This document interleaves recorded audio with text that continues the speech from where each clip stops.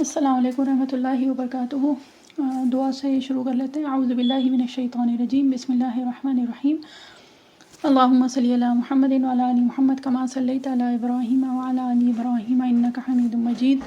اللہم بارک علی محمد وعلی آل محمد کما بارکت علی ابراہیم وعلی آل ابراہیم انک حمید مجید۔ رب اشرح لی صدری ویسر لی امری واحلل عقدۃ من لسانی یفقہوا قولی۔ رب زدنی علما رب یسر ولا تعسر وتمم بالخیر وبک نستعین یا فتاح رب زدنی علما۔ ربنا آتنا فی الدنیا حسنۃ وفی الآخرۃ حسنۃ وقنا عذاب النار، آمین۔ آج انشاءاللہ سورۃ تکویر کی تفسیر کا ارادہ ہے۔ سورۃ التکویر، اعوذ باللہ من الشیطان الرجیم، بسم اللہ الرحمن الرحیم۔ اذا الشمس کورت واذا النجوم انکدرت واذا الجبال سیرت واذا العشار عطلت واذا الوحوش حشرت واذا البحار سجرت واذا النفوس زوجت واذا الموءودة سئلت بأي ذنب قتلت واذا الصحف نشرت واذا السماء كشطت واذا الجحيم سعرت واذا الجنة أزلفت علمت نفس ما أحضرت، صدق اللہ العظیم۔ سورہ تکویر، یہ دیکھیں اس کی جو پہلی آیت ہے نا، اذا الشمس کورت، تو یہ بات پہلے بھی ہوئی تھی نا کہ سورتوں کے نام جو ہیں وہ کچھ نام تو ایسے ہیں جو کہ نبی کریم صلی اللہ علیہ وسلم سے ہی ثابت ہیں، ٹھیک، اور کچھ صورتوں کے نام اس طرح سے ہیں کہ جو پہلی آیت ہوتی ہے یا جو بات اس سورہ میں کچھ بہت واضح طور پہ کی گئی ہوتی ہے تو اس کے اعتبار سے سورت کا نام پڑ جاتا ہے۔ تو سورہ تکویر جو ہے یہ ایک تو مکی سورہ ہے، 30ویں پارے میں یعنی جز عامہ میں موسٹلی جو صورتیں ہم لوگ کر رہے ہیں وہ مکی صورتیں ہیں، اور اس کی 29 آیتیں، ٹھیک ہے۔ تو اس کی جو ہیں وہ 29 آیات ہیں، ورکوع واحد، اور ایک رکوع ہے، یعنی ایک رکوع کی صورت ہے۔ اچھا، اب پہلے تو ربط ہوگا انشاءاللہ، اور اس سے پہلے ایک اور چیز ہے اور وہ ہے سورہ تکویر کی اہمیت، ٹھیک ہے۔ تو حدیث میں آتا ہے کہ نبی کریم صلی اللہ علیہ وسلم نے فرمایا کہ جو شخص اس دنیا میں قیامت کو آنکھوں سے دیکھنا چاہتا ہے وہ سورہ تکویر پڑھ لے، ٹھیک ہے۔ تو کہنے سے مراد جو ہے وہ یہ ہے کہ اس صورت میں قیامت کا جو ایک نقشہ کھینچا گیا ہے وہ بہت واضح ہے اور بہت کلیئرلی اس طرح سے ہے کہ جیسے سورہ عباسہ میں ٹورڈز اینڈ ہم لوگوں نے پڑھا تھا نا کہ آدمی جو ہے یوم یفر المرء من اخیہ، کہ آدمی جو ہے وہ بھاگے گا اپنے بھائی سے، اپنے ماں باپ سے، اپنے ازواج سے، اپنی اولاد سے، اس طرح سے۔ اور یہاں پہ جو قیامت کا ایک منظر ہے، یہ دوسرا منظر ہے، مطلب دوسرا سین جو بتایا گیا ہے وہ یہ ہے کہ ایک وہاں پہ سورہ عباسہ کے آخر میں تو ایک انفرادی طور پہ انسان کیا کرے گا، ایک انسان کا ایک انڈیویجول جو عمل ہے وہ بتایا گیا تھا، اور سورہ تکویر میں جو ہے وہ یہ کہ پوری دنیا میں اس وقت کیا ہو رہا ہوگا، یعنی جو بڑی بڑی جو چیزیں ہیں نا ان کے ساتھ، کہ سورج کے ساتھ کیا ہوگا اور ستاروں کے ساتھ کیا ہوگا، پہاڑوں کے ساتھ کس طرح سے ہوگا، اور جو جانور ہوں گے، مطلب بیسکلی انسانوں کے علاوہ جو چیزیں ہیں، جو مخلوقات ہیں بیسکلی، تو وہ کس طرح سے ہو جائیں گے یا ان کا کیا حال ہوگا۔ تو یہ جو ہے یہ سورہ تکویر میں یہ بات بتائی گئی ہے نا۔ تو ایک بات تو یہ ہو گئی جو کہ حدیث شریف سے پتہ چلی۔ اس کے بعد ربط اور مناسبت جو ہے وہ یہ ہے کہ اس سے پہلے اگر یاد ہو تو ہم لوگوں نے سورہ عبسہ کی تھی، ہے نا، اور سورہ عبسہ کے آخر میں جو بات آئی تھی نا وہ بہت کلیئرلی آئی تھی، صاخہ کی بات، ہے نا۔ صاخہ یعنی کہ جب آ جائے گا وہ کیا کہتے ہیں، شور برپا کر دینے والی، یا وہ چیخ جو بلند چیخ، زبردست چیخ جو ہوگی وہ جب آ جائے گی تو کیا ہوگا۔ اس کے بعد پورا ایک وہ بتایا گیا تھا، یوم یفر المرء من اخیہ وامہ وابیہ وصاحبتہ وبنیہ لکل امرئ منہم یومئذ شأن یغنیہ، کہ ہر انسان جو ہے وہ اس دن کسی ایسے مشغلے میں ہوگا جو اس کو اوروں سے بے پرواہ کر دے گا، ٹھیک ہے۔ اور اس کے بعد پھر یہ تھا کہ کچھ لوگ جو ہوں گے جو روشن ہوں گے اور جس کو کہتے ہیں کہ خوش و خرم ہوں گے، اور کچھ جو چہرے ہوں گے وہ ایسے ہوں گے، مطلب خاک آلود چہرے ایسے ہوں گے کہ جیسے گرد و غبار ان کے اوپر پڑا ہوا ہے. اور اسی پہ یہ سورہ ختم ہو گئی تھی. اولئک هم الکفرۃ الفجرہ، کہ یہ وہ لوگ ہوں گے جو کافر اور بدکار ہوں گے. اس پہ یہ سورت ختم ہوئی تھی. اب سورہ تکویر میں جو بات آئی ہے نا، یہ شروع ہی ہوئی ہے قیامت کے اس منظر سے کہ اس دن کیا ہوگا. ٹھیک ہے. اب ایک تو یہ ہو گئی ربط اور مناسبت سورہ عبسہ سے. اب اس سے پہلے اگر دیکھیں تو ایک حدیث شریف ہے جس میں ہے کہ قرآن جو آیات ہے نا قرآن کی، تو جو قرآنی آیات ہیں وہ کیا ہے، تفسیر و بعض بعض، کہ ایک آیت جو ہے وہ کسی دوسری آیت کی تفسیر کرتی ہے. تو اس سے پہلے سورہ نازیات اگر یاد ہے تو اس میں کیا بات آئی تھی، طامۃ الکبریٰ ہے نا. طامۃ الکبریٰ یعنی کہ وہ جو بڑی مصیبت ہے، جو سب سے بڑی مصیبت ہے، وہ جب آئے گی تو کیا ہوگا. ٹھیک. اور اس میں تھوڑا سا ایک بیان کیا گیا تھا کہ کیا ہوگا کہ اس دن آدمی یہ سوچے، اس کو ہر ایک چیز یاد آ جائے گی جو اس نے کیا ہوگا، ہے نا. طامۃ الکبریٰ یوم یتذکر الانسان ما سعی، کہ اس دن انسان یاد کرے گا جو جو اس نے کیا تھا. ٹھیک. اس کے بعد جو سورہ آئی یعنی سورہ عبسہ میں آیا تھا کیا، صاخہ. ٹھیک ہے. یعنی کہ پھر قیامت کی ہی بات ہوئی، فَإِذَا جَاءَتِ الصَّاخَّةُ. اور یہ طامۃ الکبریٰ اور صاخہ اصل میں کیا ہے، یہ قیامت کی ہی الگ الگ جس کو کہا جاتا ہے کہ الفاظ استعمال کیے گئے ہیں. بعد جو ہے جو توجیحات جو ہوئی ہیں اس کے حساب سے یہ کس کی بات ہو رہی ہے، یہ قیامت کی بات ہو رہی ہے. نفخہ ثانیہ ہے کہیں پہ نفخہ اولا، لیکن بہرحال بات جو ہو رہی ہے وہ قیامت کی ہو رہی ہے. تو اب یہ جو ہے سورہ تکویر، اس میں وہی جو طامۃ الکبریٰ اور صاخہ جو ہے اس کی تفسیر یہاں پہ اب ہو رہی ہے. ٹھیک ہے. اذا الشمس کوورت، جب سورج تاریک ہو جائے گا. اب یہاں پہ جو بات شروع ہوئی ہے وہ ڈائریکٹ بنا کسی تمہید کے سمجھ لیجئے کہ بات شروع ہو گئی ہے کہ جب سورج ماند پڑ جائے گا یا تاریک ہو جائے گا یا جس کو کہتے ہیں بے نور ہو جائے گا. تو بہرحال جو بات اور اس سے پہلے جو شروع کرنے کی ہے وہ یہ ہے کہ ایک جو بات ہوئی تھی نا کہ نسبت زوجیت جو صورتوں میں ہے، تو سورہ تکویر اور اس کے بعد جو آتی ہے سورہ انفطار، یہ دونوں جو صورتیں ہیں نا، دونوں میں بہت زیادہ جس کو کہتے ہیں کہ نسبت زوجیت ہے. مطلب جو جس کو کہا جاتا ہے کہ جوڑے ہیں صورتوں کے. تو جیسے معوذتین ہم لوگوں نے سورہ فلق اور سورہ ناس کی تھی، ہے نا، اسی طرح سے سورہ بقرہ اور سورہ آل عمران کو کہا گیا ہے.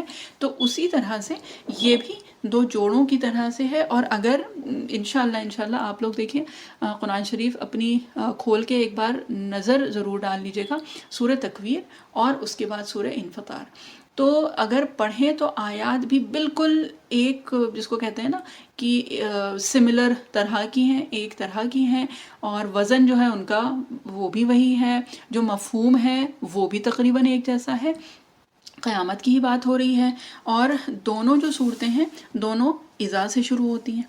ٹھیک ہے. پھر سورہ تکویر میں اذا سے شروع ہو کے 12 آیات جو ہیں، 12 آیات مسلسل اذا سے شروع ہو کے اللہ تعالیٰ نے پورا جس کو کہتے ہیں نقشہ کھینچا ہے قیامت کا. ٹھیک ہے. اور پورا وہ نقشہ جو کھینچ کے 12 آیات کے بعد پھر اللہ تعالیٰ نے بتایا ہے کہ کیا ہوگا، علمت نفس ما احضرت، کہ اس دن ہر شخص کو معلوم ہو جائے گا کہ وہ کیا لایا ہے. ٹھیک ہے.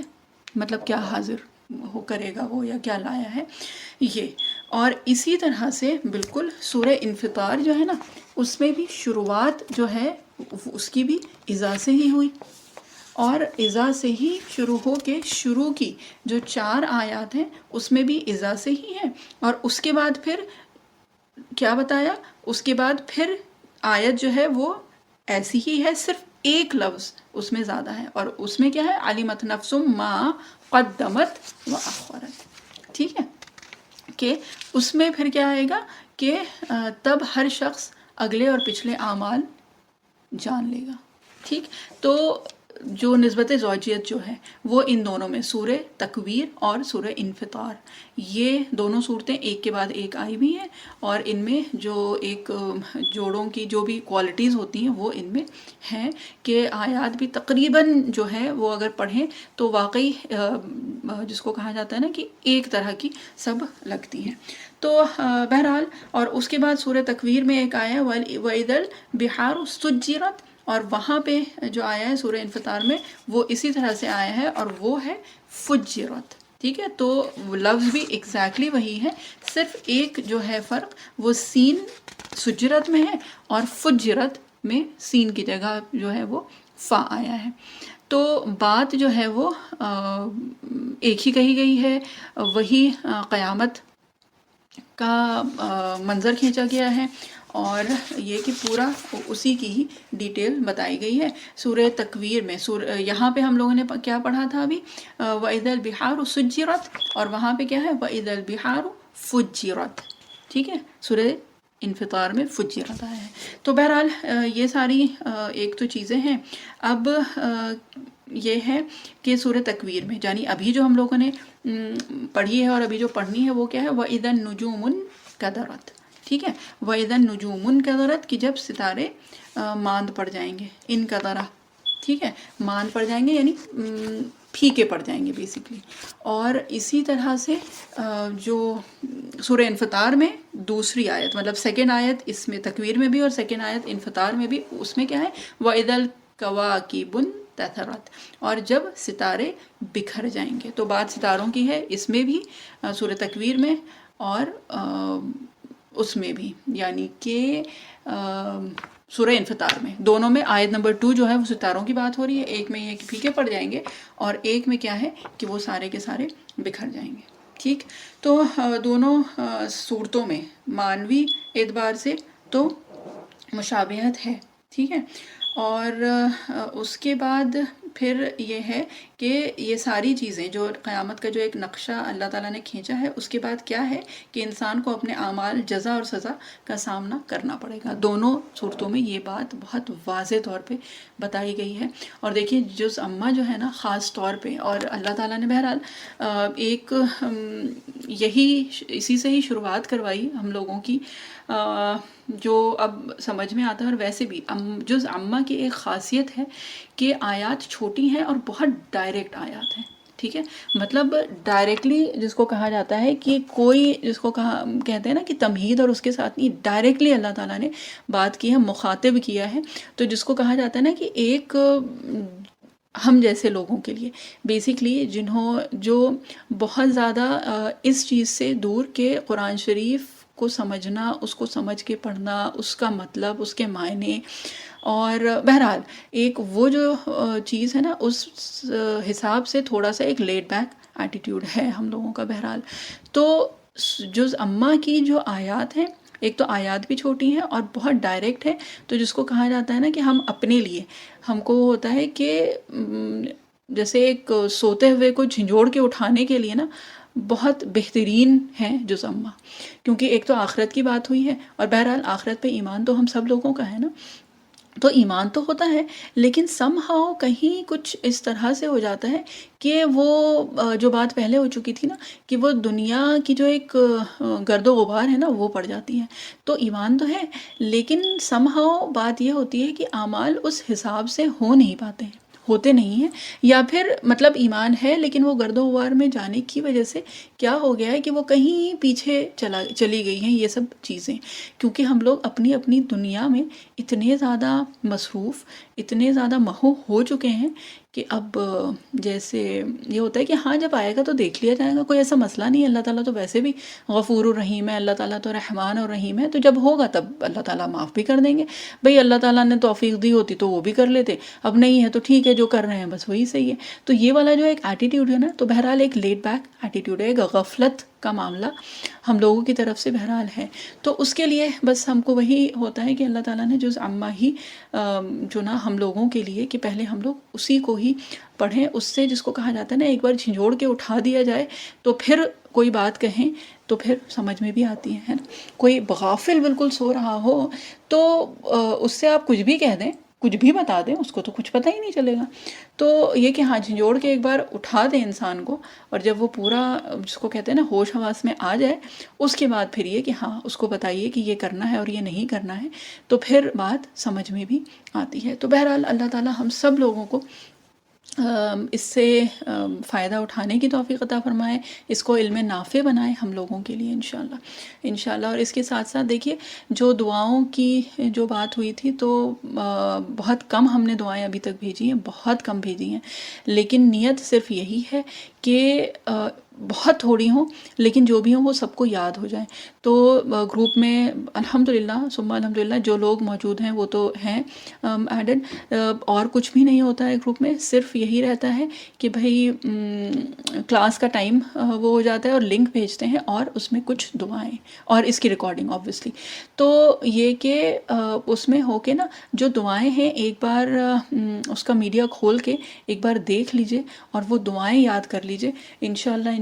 تو پھر انشاءاللہ ارادہ ہے ہمارا کہ ایک دو ہفتے میں پھر اور دعائیں بھیجیں، کیونکہ بہرحال دعائیں یاد بھی ہوتے رہیں تو بہت اچھی بات ہوگی. تو بہرحال سوری یہ تھوڑا سا ٹائم اس میں نکل گیا. تو بات جو ہے نا وہ سورہ تکویر کی تفسیر، ٹھیک ہے. تو یہ بیسیکلی بات ہو رہی تھی نسبت زوجیت کی، سورہ تکویر اور سورہ انفطار کی. اور ایک بات یہ ہے کہ دونوں ہی صورتوں میں، اور یہ اس لیے دونوں کا ہم مینشن کر رہے ہیں، پھر جب سورہ انفطار انشاءاللہ شروع ہوگی تو پھر اس میں بہت زیادہ وقت دینے کی ضرورت نہیں پڑے گی، ٹھیک ہے. تو بات جو ہے وہ یہ ہے کہ ہدایت سے اعراض، ٹھیک ہے، چاہے وہ وحی ہو، چاہے نبوت یا رسالت، ٹھیک ہے، اس کا جو پیغام ہے اس کو قبول نہ کرنا، ٹھیک ہے، یہ سبب ہوتا ہے اصل میں قیامت کے دن ناکامی کا، ٹھیک ہے. یہی سبب ہوگا قیامت کے دن ناکامی کا. وہ کیا کہ ہم نے یا تو سراسر وحی اور نبوت اور رسالت کا ہم نے انکار کیا، ٹھیک ہے. اور اگر وہ نہیں ہے الحمدللہ ثم الحمدللہ ہم لوگوں کے کیس میں وہ نہیں ہے، لیکن اس کے ساتھ ایک جو بات ہوئی تھی نا کہ وہ ایمان تو ہے لیکن سم ہاؤ کہیں وہ اندر چلا گیا ہے، وہ اس کا احساس بہت زیادہ ایک ڈیلی لائف میں اس طرح سے ہوتا نہیں ہے جیسا کہ ہونا چاہیے، ہے نا.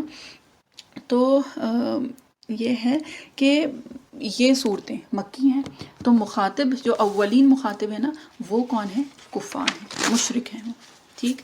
تو ان میں کچھ چیزیں تھیں جو ان کے جس کو کہتے ہیں رواج میں موجود تھیں. تو اس صورت میں یعنی سورہ تکویر میں کافی جو ہیں چیزیں وہ آئیں گی جو ان کے رواج کے حساب سے تھی، جو کہ ڈائریکٹلی ان کو سمجھ میں آ جائے، کیونکہ اولین مخاطب جو ہیں وہ وہی ہیں، ٹھیک. تو یہ ہے. اچھا ایک جو چیز اور تھی وہ یہ ہے کہ دیکھیں، ایک تو یہ ہے کہ بھئی آپ نے وحی اور نبوت رسالت سے بالکل انکار کر دیا، ٹھیک ہے.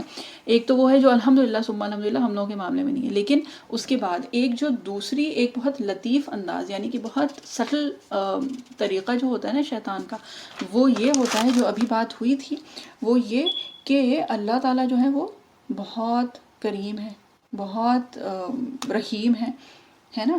تو یہ کہ اللہ تعالیٰ کی جو شان رحیمی جو ہے نا اور شان غفاری، اس کے دھوکے میں شیطان ہم لوگوں کو ڈالتا ہے. اور وہ کیا کہ اللہ تعالیٰ تو بہت رحم والے ہیں، تو وہ ظاہر سی بات ہے معاف کر دیں گے. اب اللہ تعالیٰ کو کیا کرنا ہے، کسی کو جہنم میں ڈال کے، کسی کو اتنے عذاب میں ڈال کے، تو سب معاف ہو جائیں گے، ہم تو معاف ہو ہی جائیں گے بہرحال. تو وہ والی جو ایک دھوکہ ہے، ٹھیک ہے. اور یہ سورہ حدید میں بھی بتایا ہے اللہ تعالیٰ نے کہ جس کا مفہوم یہ ہے کہ خوب دھوکہ دیا اس نے یعنی شیطان نے اللہ پر، ٹھیک ہے. اور یہی مضمون سورہ انفطار میں بھی آیا ہے جو سورہ تکویر میں جو ہو رہا ہے، اور کس جزا اور سزا کا انکار، یہ ایک سبب ہے انسان کی گمراہی کا، ٹھیک ہے. گمراہی یا قیامت کے دن جو ایک بربادی ہے نا، اس کا ایک سبب ہے. ایک جو ہے وہ ہے انکار رسالت. انکار رسالت جو ہے وہ سورہ تکویر میں آئی ہے، اور انکار آخرت جو ہے وہ سورہ انفطار میں آئی ہے، ٹھیک ہے. اور قیامت کا منظر ان دونوں میں بیان کیا گیا ہے اس طرح سے کہ قیامت میں ناکامی کا سبب جو ہے یا تو انکار رسالت ہے یا انکار آخرت. اور انکار آخرت ایک بار پھر ہم یاد دلا دیں کہ انکار آخرت جو ہے وہ ضروری نہیں ہے کہ ہم صریح انکار کر دیں. انکار آخرت سے مراد وہ بھی ہے جو بہت ایک سٹل بہت لطیف طریقے سے ہوتا ہے کہ ہم مانتے تو ہیں لیکن ہمارے اعمال اس کے حساب سے نہیں ہو رہے. ٹھیک ہے. تو سورہ تکویر میں پہلی جو 14 آیات ہیں تو ایک انداز ایک مضمون ہے. ٹھیک ہے. اور اس کے بعد پھر اس کا ایک اللہ تعالیٰ نے ایک آیت سے اس سب کا جس کو کہتے ہیں کہ وہ بتا دیا ہے کہ علمت نفس ما احضرت، تو ہر شخص کو معلوم ہوگا کہ کیا لایا ہے. ٹھیک. اس کے بعد جو سیکنڈ جو پارٹ ہے، سمجھ لیجیے سورہ تکویر 2 پارٹس میں اس طرح سے کہ ایک پارٹ جو ہے جو شروع کی 14 آیات 13 آیات اور اس کے بعد 14ویں جو ہے علمت نفس ما احضرت، یہ ایک طرح کا مضمون ایک انداز جو ہے وہ ختم ہو گیا. اس کے بعد جو آیات ہیں ٹل دی اینڈ مطلب آخر تک وہ کیا ہیں، وہ قسموں سے بات ہو رہی ہے اس میں. ٹھیک ہے. اور بظاہر تو یہ کہ یہ جو دونوں حصے ہیں سورہ تکویر کے اس میں کوئی ربط نظر نہیں آتا ہے، لیکن یہ کہ انشاءاللہ جب وہاں پہ پہنچیں گے نا اور اس پہ تھوڑا سا غور و فکر ہوگا، تھوڑا تدبر ہوگا انشاءاللہ، تو پھر انشاءاللہ پھر یہ سمجھ میں آ جائے گا کہ یہ کس طرح سے کنیکٹڈ ہے، یعنی ایک سورہ کیوں ہے یہ. ٹھیک. اب یہ ہے کہ پچھلی صورت میں تو ایک پرسنل امیجری تھی. ٹھیک ہے. کہ یوم یفر المرء من اخیہ و صاحبتہ و امہ و ابیہ و صاحبتہ و بنیہ. ٹھیک ہے. یہ بات ہو رہی تھی. اب یہاں پہ جو بات ہے وہ اس طرح سے کہ اس وقت پچھلی صورت میں ایک انڈیویجولی انسان کا ایک پرسنل جو وہ ہے کہ وہ اس وقت کیا کر رہا ہوگا کہ وہ بھاگ رہے ہوں گے لوگ ایک دوسرے سے. ٹھیک ہے. انسان اپنے قریبی رشتہ داروں سے بھاگ رہا ہوگا اور اس کی بھی بات ہوئی تھی کہ کیوں بھاگ رہا ہوگا. ٹھیک. اب یہاں پہ جیسے اس طرح سے کہ جو فوکس ہے وہ چینج ہو گیا اور اب ایک دوسرا سین پیش ہو رہا ہے اور وہ کیا ہے کہ جب سورج لپیٹ دیا جائے گا. ٹھیک ہے. اب یہ کیسے ہوگا، اس کا جو اصل ہے وہ کسی کو نہیں پتا کہ یہ سورج کس طرح سے لپیٹ دیا جائے گا، یا سورج اس کا الگ الگ ترجمہ کیا گیا ہے. سورج بے نور ہو جائے گا. ٹھیک ہے. سورج لپیٹ دیا جائے گا جب سورج تاریک ہو جائے گا. تاریک مطلب کیف کے ساتھ ہے. تاریک ہو جائے گا. اور یہ کیسے ہوگا یہ نہیں پتا، بس یہ ہے کہ ہاں اس کی روشنی کم ہو جائے گی اور حرارت میں کمی ہوگی. واللہ عالم بالصواب. ٹھیک ہے. تو بات جو ہے نا وہ یہ ہے کہ آیت شروع ہو رہی ہے اذا سے اور اس کے بعد 12 آیات جو ہیں وہ اذا سے شروع ہو رہی ہیں. ٹھیک. اور اس لیے تھوڑا سا اذا کے بارے میں بات ہو جائے. اذا کا مطلب ہوتا ہے کہ جب. ٹھیک ہے. یہ ہم اردو میں بتا رہے ہیں اور انگریزی میں اس کو when WHEN when جو ہوتا ہے نا وہ ہے.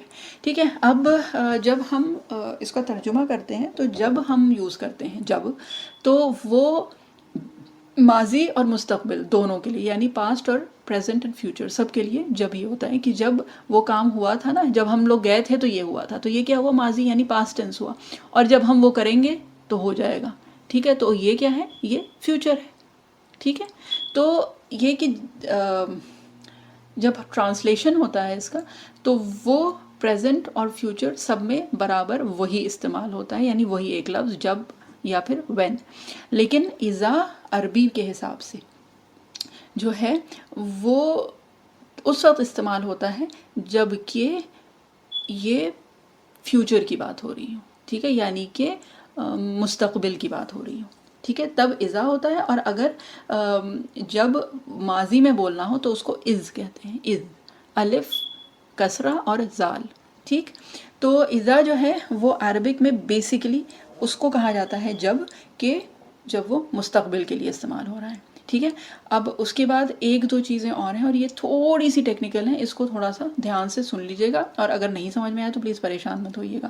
تو پرسوں والا جو سیشن ہوگا اس میں وہ پریشانی آپ لوگوں کی انشاءاللہ دور کر دی جائے گی، جو بھی آپ لوگوں کو اگر کچھ پرابلم ہوگی. تو اذا ہے. ٹھیک ہے. یعنی کہ اس سے یہ پتہ چلا، اس ایک لفظ سے یہ پتہ چلا کہ یہ فیوچر میں ہوگا، یعنی مستقبل میں ہونے والی بات ہو رہی ہے، ٹھیک ہے. اور اس کے بعد اگر دیکھیں تو کیا ہے، کوبرت. کوبرت جو ہے نا یہ عربی زبان میں یہ ماضی کا صیغہ ہے، یعنی پاسٹ ٹینس ہے. تو اب یہ کیا ہوا، یہاں پہ یہ ہوا کہ اذا سے یہ پتہ چلا کہ فیوچر کی بات ہے، اور جو یوز ہو رہا ہے ٹینس وہ پاسٹ ٹینس یوز ہو رہا ہے. تو عربی کا ایک اور طریقہ ہے، ٹھیک ہے، اس لینگویج کا، اس زبان کا، اور وہ یہ ہے کہ کسی مستقبل کی چیز کے لیے بھی ماضی کا صیغہ استعمال ہوتا ہے، یعنی فیوچر کی چیز کے لیے بھی پاسٹ ٹینس جب عربی میں استعمال ہوتا ہے. دیکھیں انگلش یا اردو میں استعمال ہوگا تو انگلش میں تو بہرحال اس کو وہ کر دیا جاتا ہے، جس کو کہا جاتا ہے کہ it is a fault in the sentence, ٹھیک ہے. لیکن یہ کہ عربی میں جب ہوتا ہے نا تو پھر فیوچر ٹینس کے لیے جب پاسٹ ٹینس یوز ہوتا ہے تو اس کے کچھ مطلب ہوتے ہیں، ٹھیک ہے. اور وہ کیا ہے، وہ یہ ہے کہ اس کا مطلب کہ جو بات ہو رہی ہے نا وہ اتنی یقینی بات ہے کہ وہ ابھی ہوئی نہیں ہے، لیکن وہ اتنی یقینی بات ہے کہ گویا کہ وہ ہو گئی، ٹھیک ہے. اور یہ سمجھنے کے لیے ہم بتا رہے ہیں کہ جیسے ہم لوگ جب اردو میں بھی بات کرتے ہیں نا تو یہ ہوتا ہے کہ اچھا یہ کرنا ہے، تم یہ کر دو گے. تو جب ہمیں بالکل یقینی وہ ہوتا ہے، یا ہمیں کسی کو تسلی دینی ہوتی ہے، یا وہ بتانا ہوتا ہے کہ ہاں بھائی پکا پکا کر دیں گے، تو کیا ہوتا ہے کہ ہاں بس سمجھ لیجئے جیسے کہ یہ کام ہو گیا، ٹھیک ہے. تو وہ کام ابھی ہوا نہیں ہوتا، وہ ہم کریں گے، لیکن ہم کیا کہتے ہیں اس کو یہ بتانے کے لیے کہ یہ یقینی، مطلب یہ ڈیفینیٹلی ہوگا. تو یہ اس طرح سے تعبیر کیا جاتا ہے نا کہ گویا کہ وہ ہو گیا.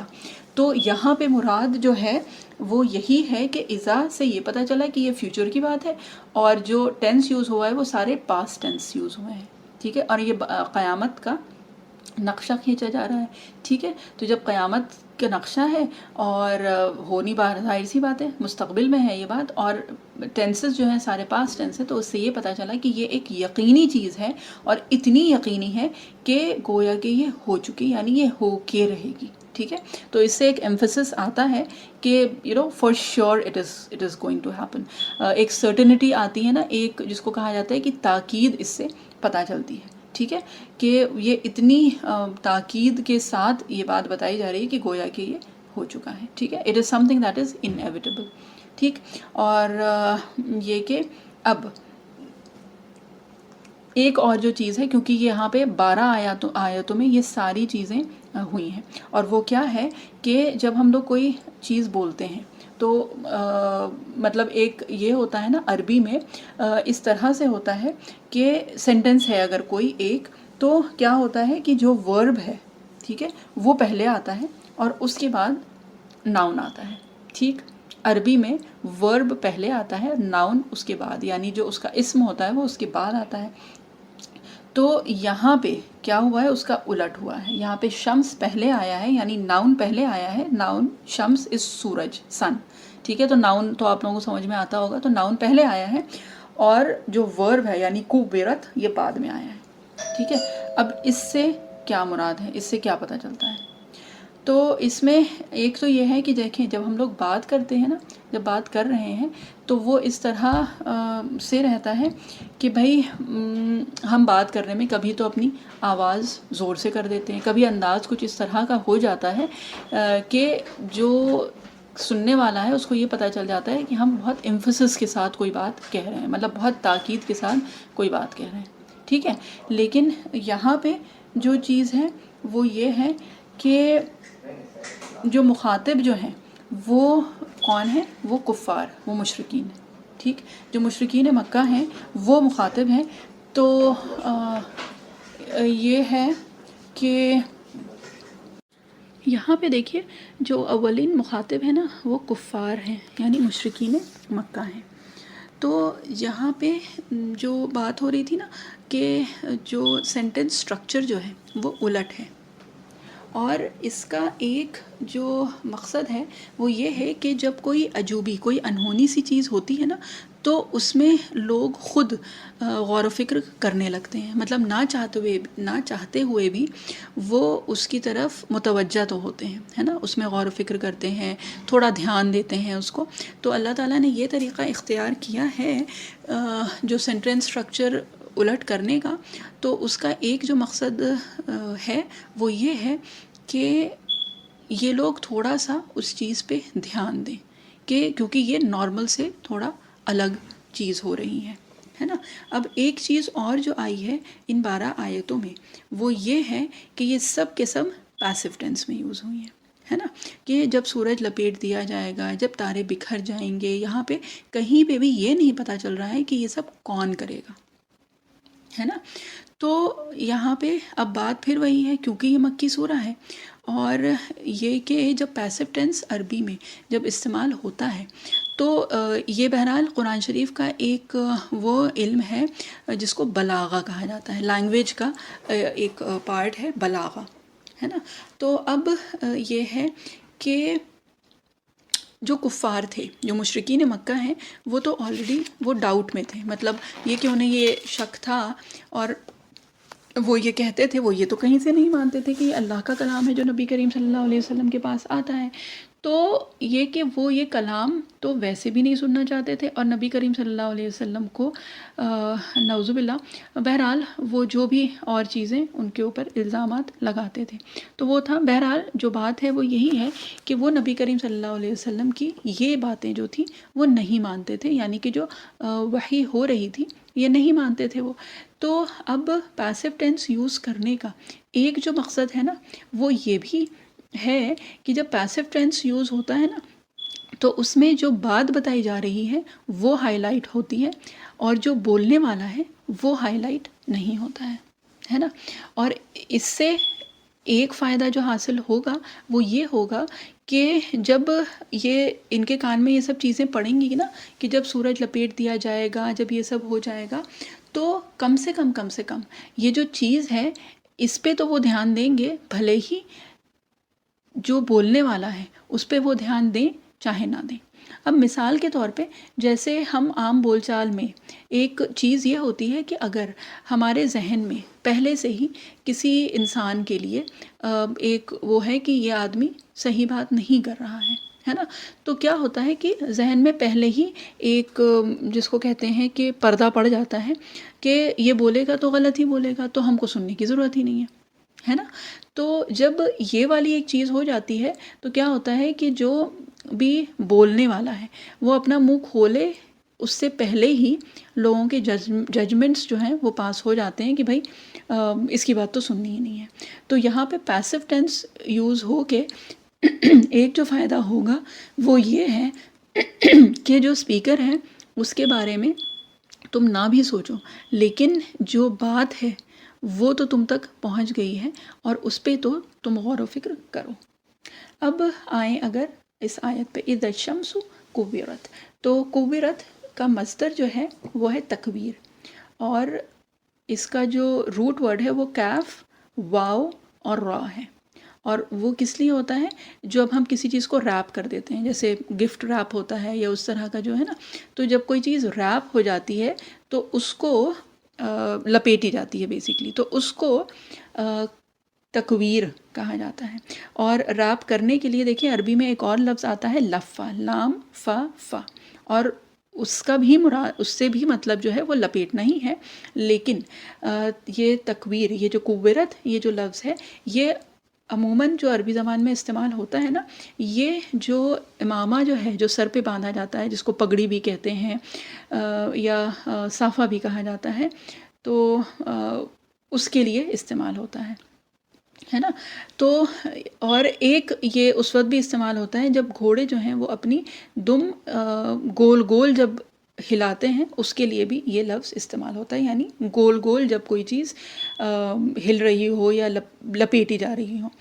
اب اس سے کیا تشبیہ دی گئی ہے کہ دیکھیں امامہ جو ہے وہ بڑا ہوتا ہے، لمبا ہوتا ہے نا، اور وہ لپیٹا جاتا ہے، اور دھیرے دھیرے لپیٹتے لپیٹتے کیا ہوتا ہے کہ تھوڑی دیر بعد جب امامہ جب لپیٹا گیا تو اس کے بعد کیا ہوا کہ سر چھپ جاتا ہے، یعنی دکھائی دینا بند ہو جاتا ہے۔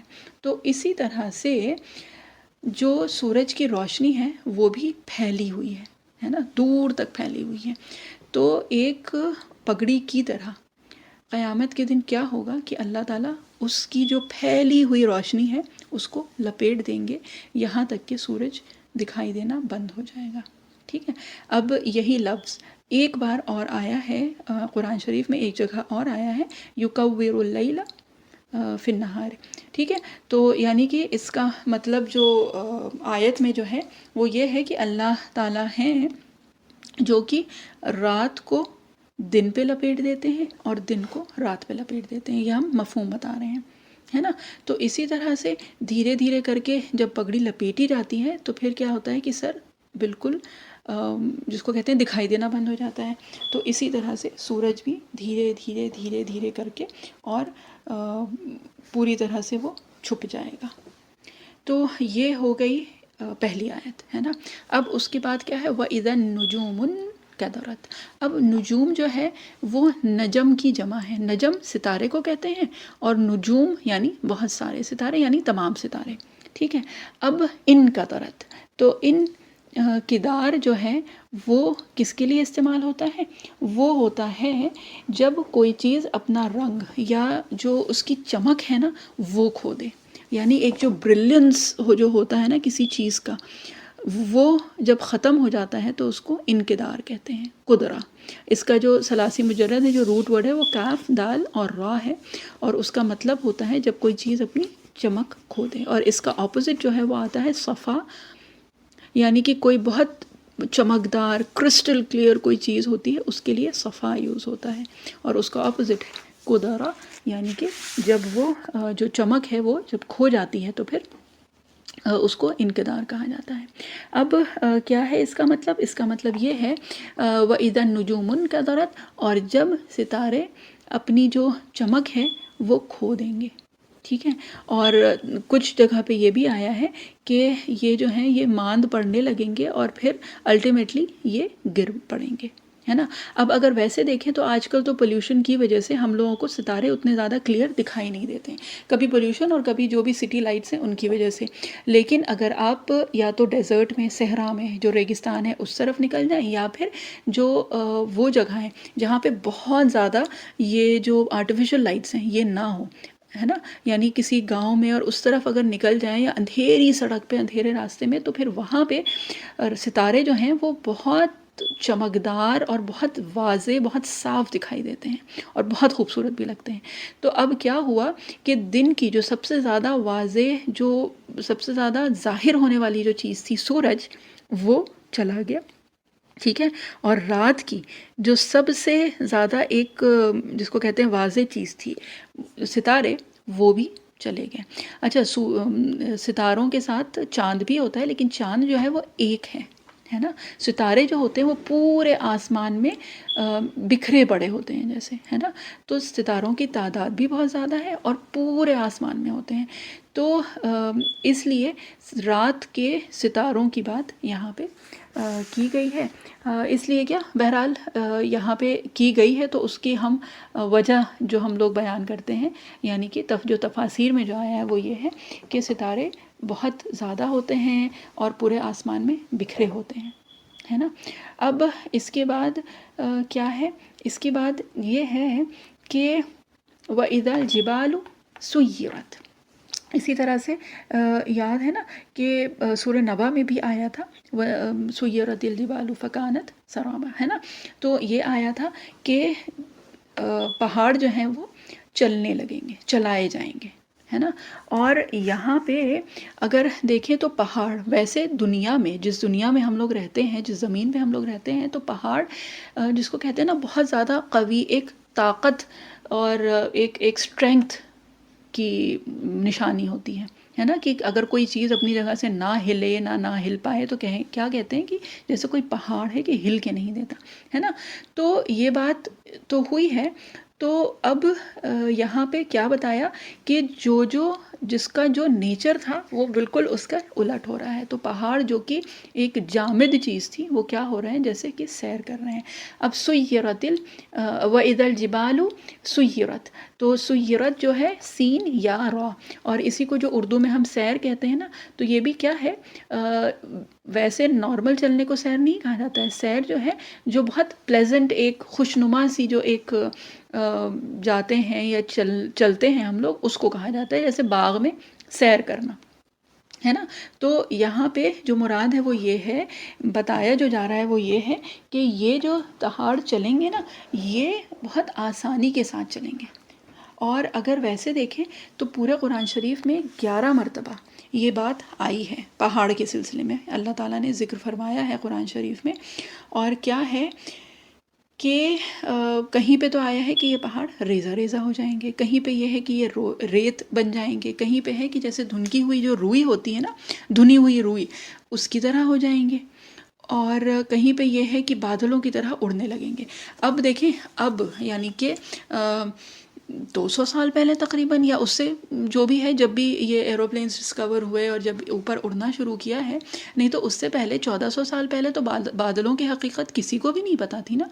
لیکن یہ کہ اب جب ہم جانے لگے ہیں تو پھر کیا پتہ چلتا ہے کہ بادل جو ہے وہ دیکھنے میں ہی ایک اس کا لگتا ہے کہ ہاں کوئی اس کی شیپ اور اس کا کوئی فارم ہے، لیکن جب جاؤ تو کیا ہوتا ہے اس کے اندر سے بھی گزر کے جایا جا سکتا ہے، یعنی اتنی ہلکی سی چیز ہوتے ہیں، ہے نا. تو یہاں پہ کیا قرآن شریف میں کئی بار یہ بھی آیا ہے کہ ایسے ہو جائیں گے کہ جیسے اڑتی ہوئی روئی یا دھنی ہوئی روئی جیسے اڑتی ہے. تو بہرحال کیا ہے وَإِذَا الْجِبَالُ سُيِّرَتْ کہ پہاڑ جو ہے نا وہ چلائے جائیں گے، اور یہ چلنا جو ہوگا نا ان کا یہ بہت آسانی ہوگا، ہے نا، بہت آسانی کے ساتھ یہ چلنا شروع ہو جائیں گے. اور یہ ہے کہ اور جگہ بھی آیا ہے نا کہ وَإِذَا الْأَرْضُ مُدَّتْ، ٹھیک ہے. ابھی آگے ہم لوگ پڑھیں گے جب صورتیں تو اس میں آئے گی یہ چیز. سورہ انشقاق میں آتا ہے کہ زمین جو ہے وہ کھینچ دی جائے گی، تو اس میں کیا ہوگا جتنی ابھری ہوئی چیزیں ہیں جو بھی ہیں سب جیسے کہ گویا برابر ہو گئی ہیں. تو یہ ہے کہ پہاڑ جو ہیں وہ بالکل سب فلیٹ ہو جائیں گے، اور یہ جو ہے یہ زمین جب کھینچی جائے گی تو اس کا کچھ لوگوں نے جو بتایا ہے کہ یہ اس طرح ہوگی. بہرحال یہاں پہ کیا آیا ہے کہ پہاڑ چلائے جائیں گے. وَإِذَا الْعِشَارُ عُطِّلَتْ، اور اس کا جو وہ ہے کہ اور جب گابھن اونٹنیاں چھٹی پھریں گی، ٹھیک ہے. وَإِذَا الْعِشَارُ عُطِّلَتْ، عربی میں عشار، عشر، عین شین را جو آتا ہے یہ 10 مطلب جو نمبر 10 ہے اس کے لیے آتا ہے. اور عشار جو ہے وہ جو 10 مہینے کی جو سمجھ لیجئے کہ پریگننٹ اونٹنی ہے اس کے لیے یہ لفظ استعمال ہوتا ہے. اور یہ جو تھی نا عرب کے حساب سے یہ ایک بہت بڑا ایسٹ تھی ان لوگوں کے لیے، اور یہ اس کی بہت حفاظت بھی کرتے تھے.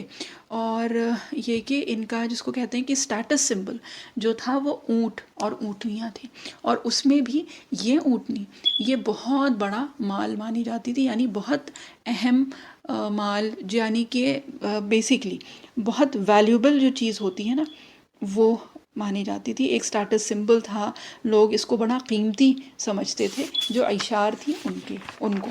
اور عطلت تو یہ ہے کہ عشار کی بہت زیادہ حفاظت اور خدمت ہوتی تھی. اور یہ کیا ہوگا کہ اس دن یہ جو عشار ہیں یہ عطلت یعنی کہ ایسے ہو جائیں گے کہ جیسے بالکل بیکار لپیٹتے ہیں. ٹھیک، تو عطل کا مطلب ہے کہ ٹو بیکم یوزلیس، یعنی کہ کسی چیز کا بیکار ہو جانا. ٹھیک ہے، یعنی کہ جو اونٹنیاں ہوں گی وہ اس وقت ایسے پھریں گی جیسے کہ وہ بیکار ہو گئی ہیں. ٹھیک، تو بہرحال یہ منظر ہے اس دن کا کہ اس دن کیا کیا ہوگا. اور یہ وہ چیزیں تھیں جو کہ جس کو کہا جاتا ہے نا کہ جو اس وقت کا کسٹم، جو اس وقت کا کلچر تھا، جو وقت تھا اس حساب سے بالکل وہ چیزیں تھیں جو کہ عجیب تھیں، یعنی سمجھ اور فہم سے باہر، اور وہ چیزیں تھیں جو بالکل انہونی تھیں بیسیکلی، ہے نا. تو بات جو ہے وہ یہی ہے کہ جو ایسی اونٹنیاں ہوں گی نا تو وہ اگر اس طرح سے پھر رہی ہوں گی کہ ان کی طرف کوئی توجہ بھی نہیں کرے گا. ٹھیک ہے، یعنی nobody will even care about them. اور یہ وہ اونٹنیاں تھیں جن کا بہت زیادہ خیال رکھا جاتا تھا، جن کی حفاظت کی جاتی تھی. ٹھیک ہے، تو بیسکلی جو بتانے والی بات ہے وہ یہ ہے کہ کسی کو ہوش نہیں ہوگا. ٹھیک ہے، یعنی کہ اس دن سب کی کیفیت، وہ جذبات کچھ ایسے ہوں گے کہ سب اتنا کھوئے ہوں گے اس کیفیت میں کہ اپنی جان کی جب پڑی ہوتی ہے نا، چاہے وہ دہشت کی وجہ سے ہو، چاہے وہ جو بھی ہو، تو وہ یہ ہوتا ہے کہ پھر اس وقت کسی اور چیز کا ہوش نہیں ہوتا ہے. اور اسی کو ہی سورہ حج میں بھی بتایا گیا ہے اور الگ الگ جگہ قرآن شریف میں بتایا گیا ہے کہ اس کو مثال کیا دی گئی ہے، اس دہشت کی کیفیت کی ایک جو آخری کیفیت ہوتی ہے نا، وہ کیا ہوتی ہے کہ ماں اپنے چھوٹے بچے یعنی دودھ پیتے بچے کو بھول جائے، اور یہ کیفیت ہوگی اس دن کی. ٹھیک ہے، کہ جو جس کو کہا جاتا ہے نا، جو سب سے زیادہ پریشس جو ایسٹ تھا وہ اس وقت یوز لیس ہو گیا ہے، مطلب کسی کو کسی چیز کا ہوش ہی نہیں ہے. اور اگر ویسے دیکھیں تو جیسے ہم لوگ بھی اگر سوچیں ہیں تو اگر خدا نخواستہ کہیں پہ آگ لگ جائے کسی بلڈنگ میں، ہے نا، اور اگر خود اس بلڈنگ میں ہو تو اس وقت کسی اور چیز کا ہوش نہیں ہوگا. یہ نہیں ہوگا کہ ہاں میں کتنی خوبصورت لگ رہی ہوں، میرے کپڑے کیسے ہیں، یا یہاں سے کچھ اور دیکھ لوں، یا چلو ایک فوٹو تو لے لوں، یا وہ سب نہیں ہوگا. وہ کیا ہوگا، اس وقت صرف اپنی جان پہ بنی ہوگی، اور یہ ہوگا کہ وہاں سے کسی بھی طرح سے بھاگ لے، یعنی کسی اور چیز کا خیال بھی نہیں ہوگا. ٹھیک ہے، تو یہ حال ہوگا، یہ دہشت، یہ وحشت ہوگی اس دن کی. وَإِذَا الْعِشَارُ عُطِّلَتْ. اس کے بعد کیا بات آئی؟ وَإِذَا الْوُحُوشُ حُشِرَتْ. ٹھیک ہے، وحوش، واو ہا شین، یہ ہے اس کا روٹ ورڈ. اور یہ کون ہے؟ یہ جانوروں کو کہا جاتا ہے، اور یہ خاص طور پہ وہ جانور ہوتے ہیں جو کہ وحشی، جو ہم لوگ عام بول چال میں بھی استعمال کرتے ہیں وحشی، یعنی کہ کسی سے یہ ایک تو ان کو انسیت نہیں ہوتی ہے نا. تو وحش کا جو اپوزٹ ہے وہ انس ہے، الف نون اور سین، اور اسی سے ہی انسان بنا ہے. انسان کے لیے خیر الگ الگ چیزیں آتی ہیں. انسان یہ بھی ہے کہ انس سے بنا ہے یا پھر نسیان سے بنا ہے، تو دونوں چیزیں آتی ہیں. بہرحال وحش جو ہے، جو وحشی ہم لوگ ویسے بھی کہتے ہیں کہ وہ ہیں کہ جن کو ڈومیسٹیکیٹ یعنی ٹیم نہیں کیا جا سکتا، یعنی ان کو کسی بھی طرح سے آپ گھر میں نہیں رکھ سکتے، وہ آپ کے اس میں نہیں آ سکتے ہیں، قابو میں نہیں آ سکتے کسی بھی طرح سے. ٹھیک ہے، یعنی کہ جو جنگلی جانور جو ہوتے ہیں، اور خاص طور پہ وہ جنگلی جانور جن سے کہ دور رہنا بہت ضروری ہے، اس وجہ سے کہ وہ جیسے ہی دیکھتے ہیں اور وہ کیا کرتے ہیں، وہ دیکھتے ہی حملہ کر دیتے ہیں. ٹھیک ہے، تو وحش ان کے لیے آتا ہے، اور وحوش جو ہے وہ جمع ہے وحش کی، یعنی کہ جو جنگلی جانور، جو درندے جو ہوں گے، ٹھیک ہے، وحشی جو جانور ہوں گے وہ حشرت جمع کر دیے جائیں گے. ٹھیک، اب حشرہ اگر یاد ہو تو اس سے پہلے بھی آیا تھا فحشر فنادا، یہ سورہ نبا میں آیا تھا نا، جب فرعون نے بلایا تھا سب لوگوں کو. تو حشرہ استعمال خاص طور پہ جمع کرنے کے لیے آتا ہے، لیکن جمع بھی عربی کا ہی لفظ ہے، لیکن حشرہ وہ جمع کرنا ہوتا ہے جو کہ بائی فورس ہوتا ہے. ٹھیک ہے، یعنی کہ جو زبردستی جو جمع کیا جاتا ہے اس کے لیے استعمال ہوتا ہے حشرہ. ٹھیک ہے، تو اور یہ موسٹلی جانوروں کے لیے استعمال ہوتا ہے کہ جب جیسے جو بھی چرواہا ہے وہ اپنے جو جانور ہوتے ہیں، جو بھی بھیڑ بکریاں ہیں ان کو جمع کرتا ہے، یعنی ان کو کسی کو ادھر بھاگنا ہوتا ہے، کسی کو ادھر بھاگنا ہوتا ہے، انہیں پتہ ہی نہیں ہوتا ہے، وہ ان کو ایک جگہ پہ، جس کو کہا جاتا ہے نا کہ ایک جگہ پہ اکٹھا کرتا ہے، تو اس کو حشرہ کہا جاتا ہے. اور یہاں پہ بات بھیڑ بکریوں کی نہیں ہو رہی ہے، یہاں پہ کس کی بات ہو رہی ہے؟ وحوش کی بات ہو رہی ہے، یعنی وحشی جانوروں کی بات ہو رہی ہے کہ ان کو وہ چاہیں گے نہیں، لیکن کیا ہوگا کہ وہ زبردستی جمع ہو جائیں گے. ٹھیک ہے، اور اب وحش جو ہے یہ انس کا اپوزٹ ہے. ٹھیک ہے، یعنی کہ یہ دنیا میں یہ جانور کون تھے؟ یہ وہ جانور تھے جو وحشی تھے، یعنی کہ کسی کو دیکھا وہ ہوا تو کیا کیا، سیدھے حملہ کر دیا، ان کو مار دیا، پھاڑ دیا، کھا گئے، ختم ہو گئے، لڑ گئے، جو بھی ہوا. ٹھیک ہے، اور یہاں پہ اب کیا بات ہے؟ یہاں پہ یہ ہے کہ وہی وحشی جانور اس وقت کیا کریں گے کہ یہ لوگ جمع ہو کے کھڑے ہوں گے، یعنی کہ ایک ساتھ ملے ہوئے کھڑے ہوں گے.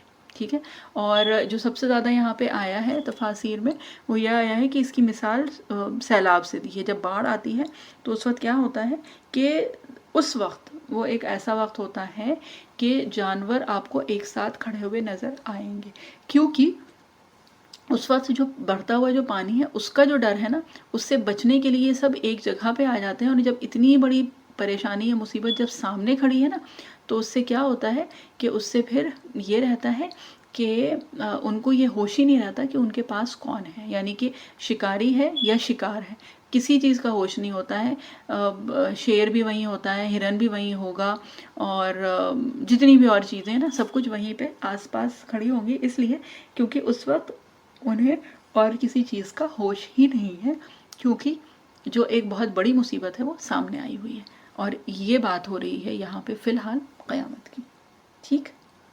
تو بیسکلی یہ ہے کہ جو نیچرل انسٹنکٹس تھے نا، جن بھی چیزوں کے، جتنی بھی مخلوقات ہیں ابھی تک جن کی بات ہوئی ہے، کہ جو نیچرل ایک جو انسٹنکٹلی جو چیزیں تھیں وہ سب الٹ ہو رہی ہیں اس وقت، ٹھیک ہے۔ وَإِذَا الْوُحُوشُ حُشِرَتْ وَإِذَا الْبِحَارُ سُجِّرَتْ، ٹھیک ہے۔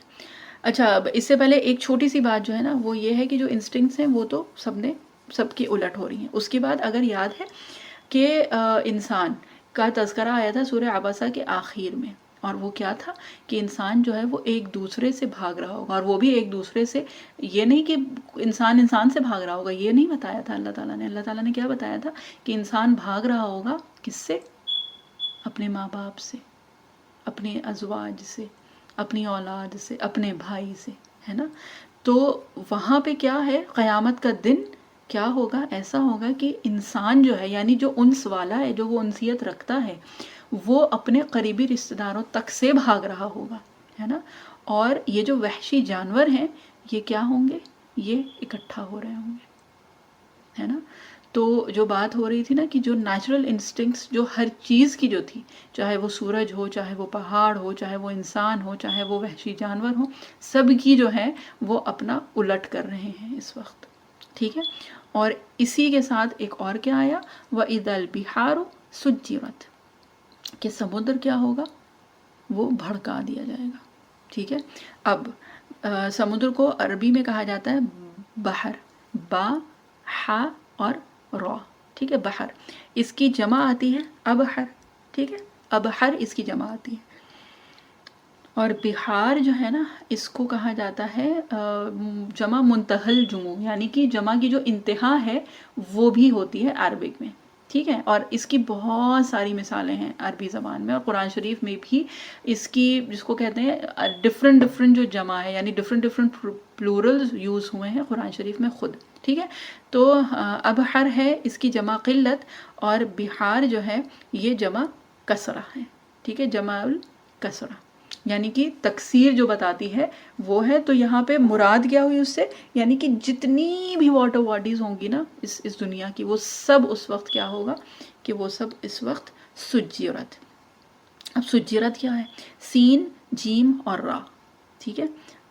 اچھا ہاں، دیکھیں جو سگار جو ہوتا ہے نا، تو ایک وہ آیا تھا کہ عربی سے کچھ جو ورڈز نکلے ہیں، تو سجار تھا وہ اصل میں، سجار، جو کہ سگار ہو گیا ہے، ٹھیک۔ تو وہ بھی کیا ہوتا ہے؟ وہ جو دہکتا ہے نا۔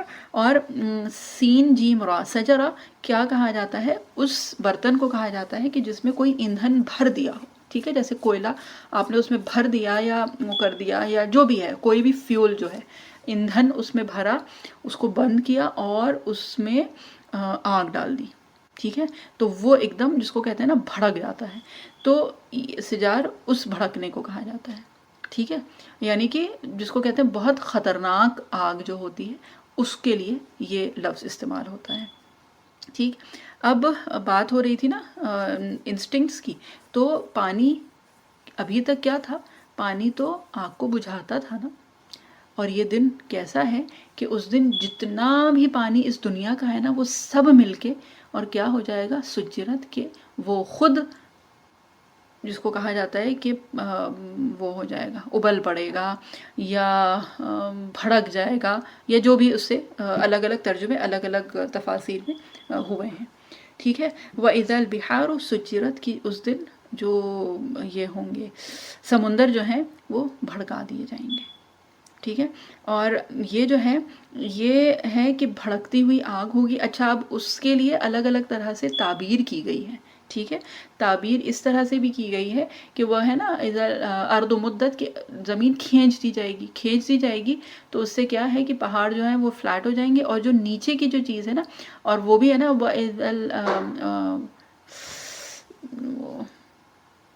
کہ جو بہرحال جو بھی اندر کی چیزیں تھیں وہ سب باہر آ جائیں گی. دیکھیں اس وقت وہ آیت ہی یاد نہیں آ رہی ہے. بہرحال اس کا مفہوم کچھ اس طرح کا ہے کہ جو اندر کی چیز ہوگی وہ سب زمین اگل دے گی. ٹھیک ہے. تو کیا ہے کہ یہ بھی ہو سکتا ہے کہ جو اندر زمین کے تہہ کے نیچے جو لاوا ہے اور وہ ساری جو چیزیں ہیں وہ پوری سرفیس ہو جائیں ان سمندروں میں. تو بہرحال اب اس کی کیفیت کیا ہوگی، اس کی حقیقت کیا ہوگی، وہ کوئی نہیں جانتا ہے، بس وہ اللہ تعالیٰ ہی جانتے ہیں، الا ماشاء اللہ.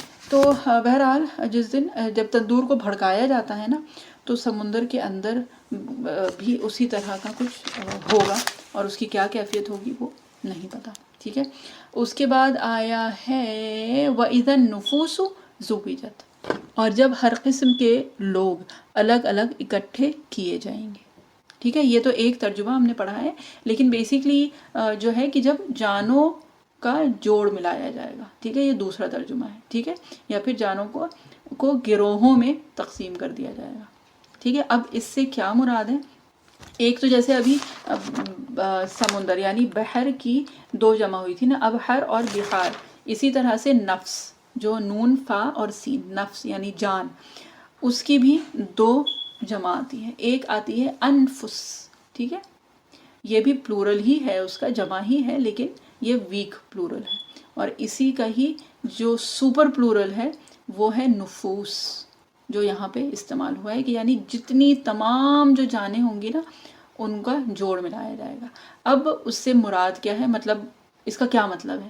تو عمر رضی اللہ عنہ کے مطابق کیا ہے کہ لوگ جو ہے نا ان کو گروہوں میں تقسیم کر دیا جائے گا، یعنی ان لوگوں کا جوڑ ملایا جائے گا اس طرح سے کہ جن لوگوں نے نیکیاں کی ہیں تو ان کو ملا دیا جائے گا اسی طرح کی نیکیاں کرنے والوں کے ساتھ، اور جن لوگوں نے بدعمالیاں کی ہیں یعنی گناہ میں رہے ہیں ان کو ملا دیا جائے گا اسی طرح کے گناہ کرنے والوں کے ساتھ.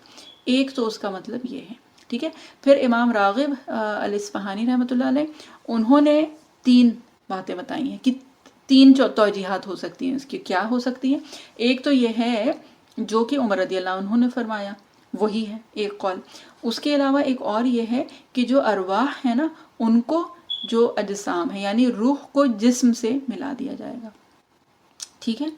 اور ایک اور جو اس کی توجیہ ہوئی ہے وہ یہ ہوئی ہے کہ لوگوں کو ملا دیا جائے گا ان کے اعمال سے. ٹھیک ہے. یعنی جس نے جو عمل کیا ہوگا نا وہ اس سے اس دن منسلک ہو جائے گا یا متعلق ہو جائے گا یا جڑ جائے گا. ٹھیک ہے.